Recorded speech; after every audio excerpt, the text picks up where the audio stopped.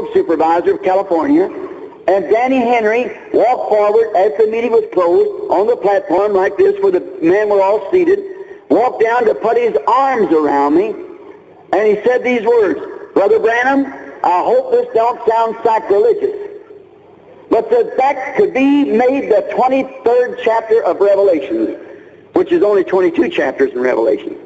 He said, "I hope this don't sound sacrilegious." He had no more and said it. Now the boy was a Baptist and knew nothing about the supernatural. With his arms around me, he started talking in an unknown language.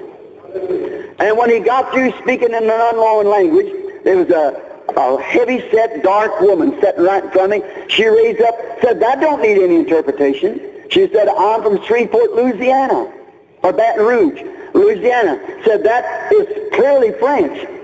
Victor Leduc, which was a Frenchman, also sitting up there, said, "Certainly, I'm a Frenchman." And that was perfectly French. I said, "Wait a minute. You write down what he said, and you write down what he said. Before you say anything, write down what you said, and let's see your notes." And so one wrote down, and the other wrote down. It was even the punctuation was the same. And then just about that time when they brought the notes up, a fine-looking, young, blonde-headed boy come walking from the back where there's not enough room for him to sit down. He was standing up in the back. He come walking forward. So just a minute, I'd like to place a note too. He said, "I am the French interpreter for the UN, the United Nations." He said, "I'd like to leave my note." And here are all three notes exactly the same, of French. And here's the way it reads. This is the original note taken right off. This is Danny's note himself. He packed it in his pocket. Of course, it went to the Christian businessman and so forth. "Because thou hast chosen the narrow path, the harder way, thou hast walked in your own choosing. Thou hast picked the correct and precise decision, and it is my way. Because of this momentous decision, a huge portion of heaven will await thee. What a glorious decision thou hast made. This in itself is that which will give and make come to pass the tremendous victory and the love divine." Now the man signed his name here.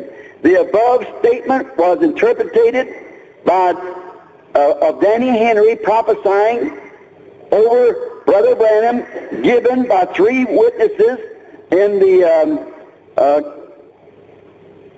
cafeteria in Los Angeles, California.